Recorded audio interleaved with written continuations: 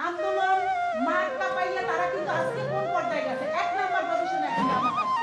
তাই এটা কি কখনো তারা কল্পনা করছে? কথা বললেই অ্যারেস্ট হইতো না?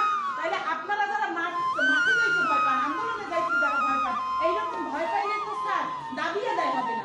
আমার পেটে ক্ষুধা, আমাকে যদি না, আমি যদি না বলতে পারি আমার পেটে ক্ষুধা, তাহলে আপনি কিভাবে আপনার খাবারের জোগাড় হবে? তাই না? কথাটা তো এইটাই।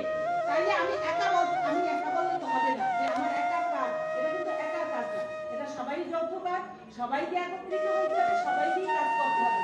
আমরা চাই মাঠে যদি 2000 শিক্ষক আমরা যদি দিতে পারি, যেহেতু অনেক বিদ্যালয় আছে নিষ্ক্রিয়, সক্রিয় নাই অনেক বিদ্যালয়, তাই নিষ্ক্রিয় যেসব বিদ্যালয় আমরা তাদেরকে ধরবো না। আবার কিছু বিদ্যালয় আছে চালু নাই, তাদেরকে আমরা নিলাম না। কিছু বিদ্যালয় আছে ভবন নাই, তারা পরিচালনা করে না। দেখা যায় যখনই আমাদের একটা প্রজ্ঞাপন হইল তখনই ভিজিট করলো যেসব বিদ্যালয়, আমরা তালিকা দিয়ে দিলাম। ওনারা যাই তখন সাংবাদিক নিয়ে বলবে কি, দেখেন এইসব বিদ্যালয় চলে না, ছাত্র নাই, শিক্ষক নাই, ভবন নাই, ক্লাস করে না, কিছু না, তারা এখন দেশে এই বিদ্যালয় কি কোনোভাবে করা যায়? এইটা তো যদি একটা আবার 2-3টা রিপোর্ট হয়ে যায় তাইলে আবার আমাদের বসে যাইতে হবে, চিরতরে বসে যাইতে হবে। তাইলে আপনাদের কাছে আমার করজোরে মিনতি থাকবে এবং আহ্বান থাকবে, বিদ্যালয়গুলি সুন্দরভাবে চালাই রাখবেন, অন্তত একজন শিক্ষক বসাই রাখবেন, পান্তা পানি খাইয়ে বসে থাকো, পতাকা, জাতীয় পতাকা উত্তোলন থাকবে সেখানে। আমরা একজন যদি ভিজিটে যাই একজন শিক্ষক বসা থাকে, তাহলে তো বলা যায় যে অন্য শিক্ষক একটু ছাত্র জড়িতে গেছে বা অন্য কাজে গেছে, তাহলে একটা ফোন দিয়ে পিছনে যাই জানা যায়, তাই না? আমাদের কিন্তু কৌশল অবলম্বন করতে হবে। ইতিমধ্যে আপনারা জানেন অধিদপ্তরে আমরা আন্দোলন করার পরে আমাদের এই যে তৃতীয়ভাবে বাদ পড়া বেসরকারি প্রাথমিক বিদ্যালয়ের যে কাজগুলি, সেটা কিন্তু অনেকটা সক্রিয় হয়ে গেছে।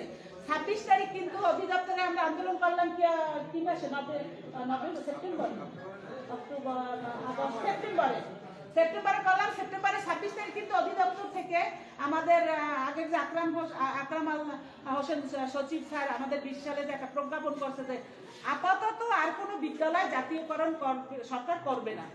আপাতত লাগছে, কিন্তু একটা দেখেন লাইনটা আপনারা আন্ডারলাইন করবেন, আপাতত বলছে।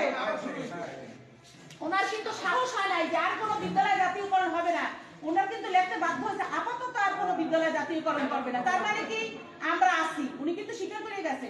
তারপর দেখেন 15 সালে কিন্তু কেরামত আলী স্যার সচিব উনি কিন্তু বলে গেছে বাংলাদেশে প্রধানমন্ত্রী 15 সালে একটা প্রধানমন্ত্রী কার্যালয় থেকে একটা চিঠি হয়েছিল, তখন উনি স্বীকার করে গেছে যে হ্যাঁ বাংলাদেশে 40,069টা বিদ্যালয় আছে, যে বিদ্যালয়গুলি দ্বিতীয় ধাপ থেকে বাদ পড়ছে।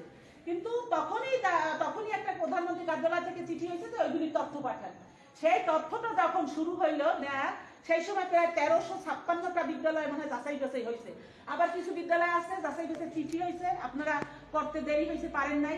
ইতিমধ্যে 17 সালে আর কোনো বিদ্যালয় যাতে জাতীয়করণের সুপারিশ না করে, যাচাই বাছাই যেন মিটিং না করে, জেলা উপজেলা সব জায়গায় চিঠি হয়ে গেছে।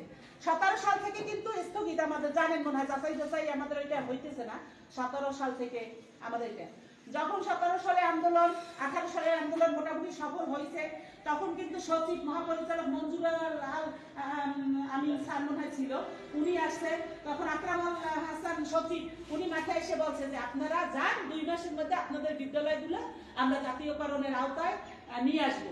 বা প্রথম আমরা আমাদেরকে দেশে যে আপনারা যান 8,000 টাকা বেতনে স্কুলে, আমার মনে হয় এই যে রেজিস্ট্রেশন এনপিওর ব্যাপারটা বলছে, তখন তো আমাদের বাংলাদেশ বেসরকারি প্রাথমিক বিদ্যালয় তৃতীয় ধাপের যে বিদ্যালয়গুলি, তখন কিন্তু আমাদের সংগঠনে ওই যে ফরহাদ স্যার বলেন, সাজু বলেন, মামুনুর রশিদ খোকন, তারপরে ওই ভালুকার কামাল, আবার কামাল আফজানিকে সাইফুদ্দিন, সবাই কিন্তু একসাথে ছিল, বুঝছেন?